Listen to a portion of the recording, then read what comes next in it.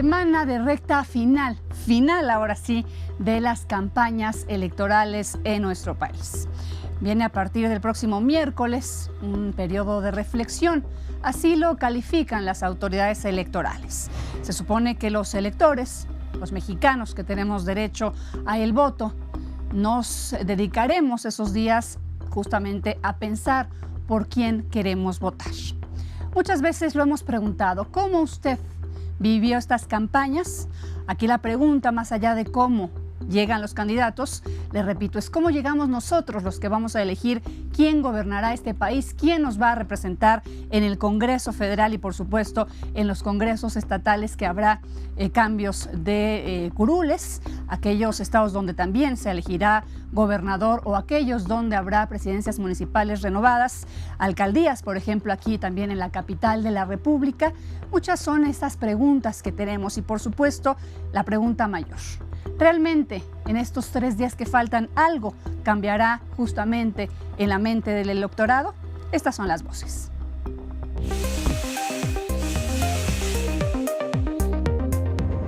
A los morenos, azules, amarillos, naranjas, no vayan a votar por el peje, voten por el Bronco, que le den la oportunidad a un norteño que es más o menos parecido a los de Jalisco. El que no pueda ver a los ojos al ciudadano, el que no pueda ver a los ojos a sus hijos, no tiene nada que hacer aquí ni con nosotros. Estas serán las últimas elecciones que se van a celebrar bajo la sospecha del fraude electoral, porque vamos a triunfar y se va a acabar la antidemocracia. Se van a acabar los fraudes electorales. No logró llenar ni la cancha, mucho menos las gradas. Y ahora anda como los equipos malos de fútbol. Quiere que ya se acabe el partido. Morena se desmorona y en una semana le vamos a ganar la elección. Y yo deseo que realmente haya una valoración razonada, objetivo de los postulados y todos, a final de cuentas, una vez que concluya ese proceso, pues celebremos este ejercicio democrático donde de manera libre los mexicanos habrán de decidir a sus próximas autoridades. Pues ya con mucho alivio de que terminen, ya estamos un poco hartos, creo que es el sentir como de todos, ¿no? Ya en este momento ya lo que deseamos es que ya termine. Pues tranquila, pues yo todo lo estoy poniendo en las manos de Dios, que sea Él el que decida. Pues bien, contento de participar y de poder participar en esto que consideramos democracia. Bien, ya decidido por quién. Más que nada por los antecedentes de los otros partidos, bueno, de los partidos más bien.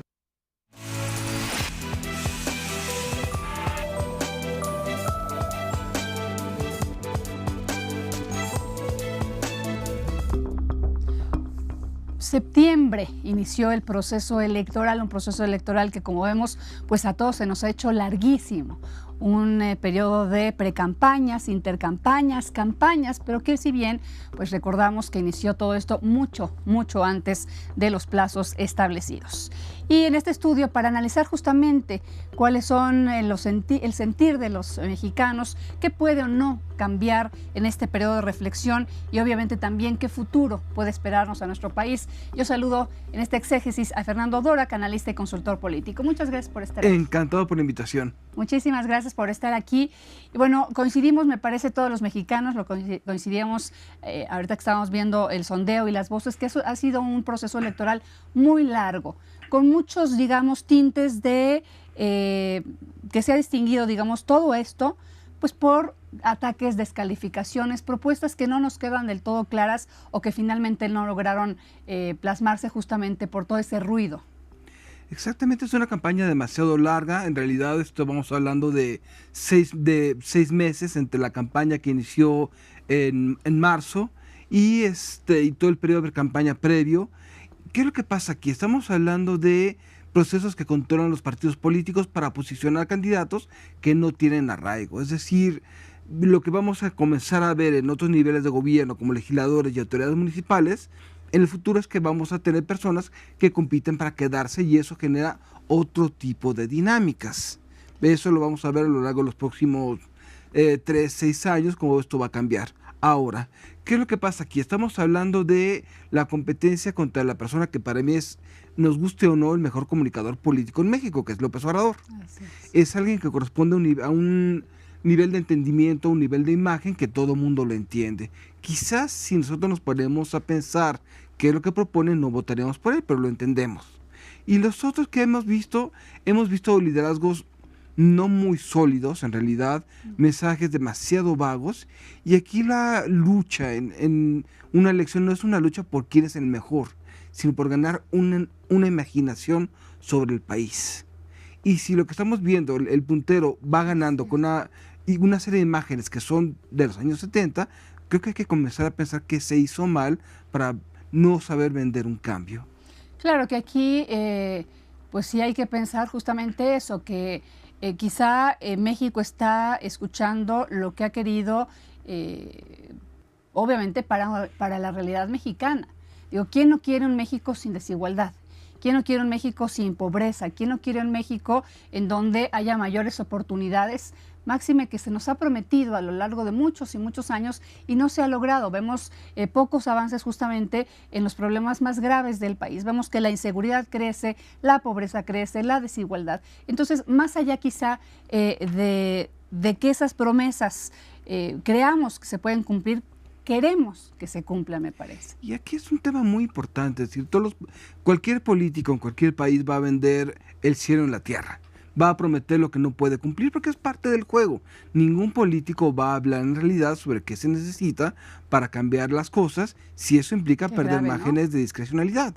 Y eso implica comenzar a estudiar los cómo, qué fue pasando, cómo sucedió en otros países, cuáles son las medidas. Y aquí es en donde hay un grave vacío, es decir, todo eso fue ese simplismo.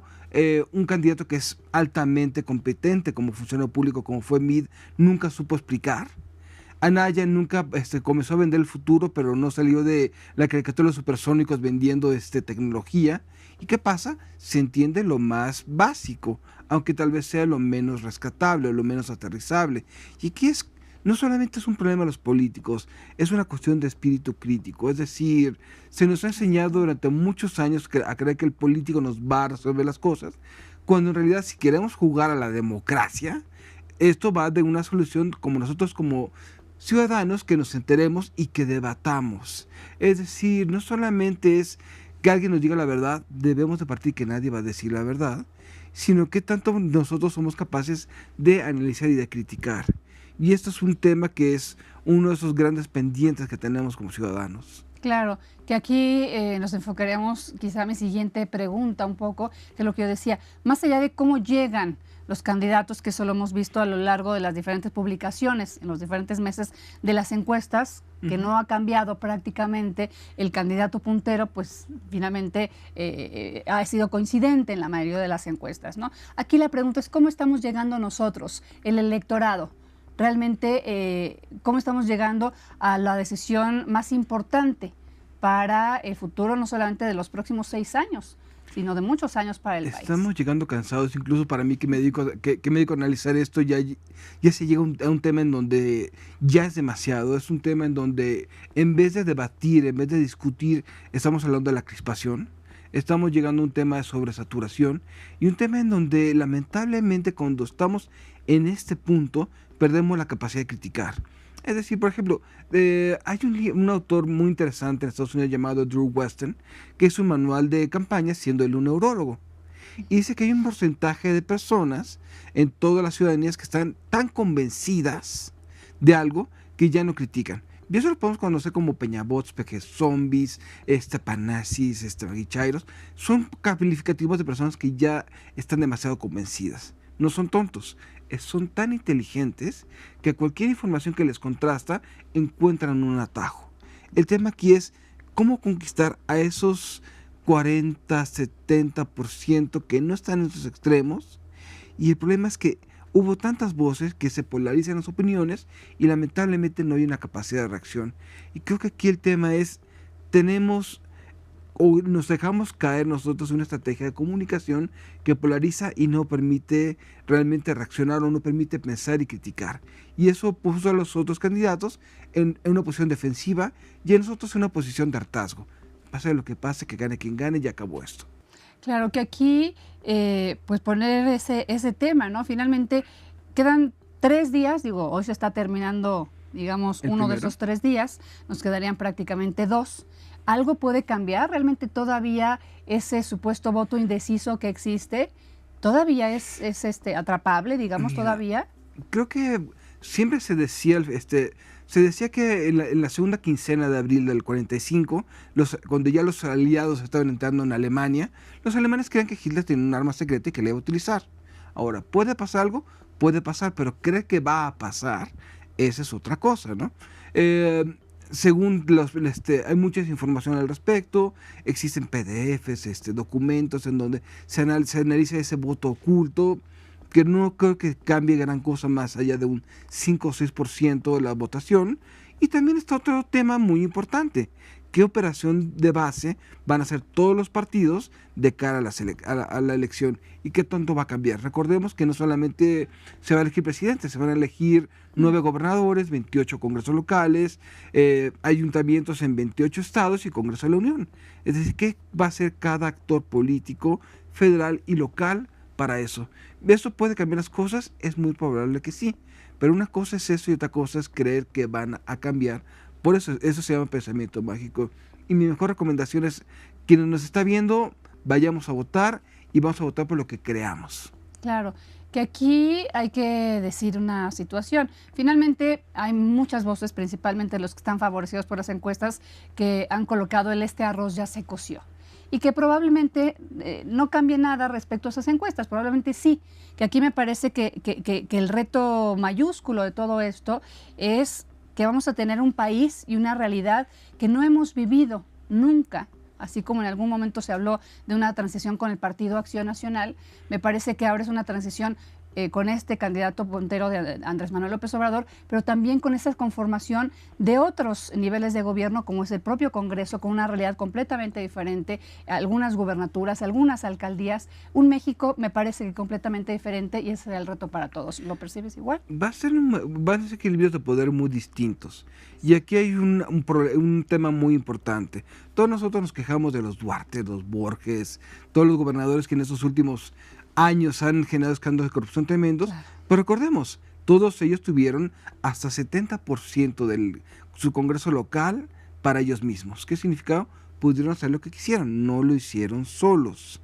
Y necesitamos pensar como ciudadanos estratégicamente qué le vamos a dar a cada poder, qué le vamos a dar a cada político y cómo los vamos a vigilar continuamente. Es decir, este no es un final de la historia y obviamente buena parte de lo que se haga o se deje de hacer va a depender de esa capacidad para vigilar. Así es. Bueno, pues iniciamos entonces pronto ya ese periodo de reflexión para justamente todos estos consejos. Muchísimas gracias por estar aquí, Fernando. Encantado. Gracias, Fernando Dvorak, analista y consultor político en esta exégesis.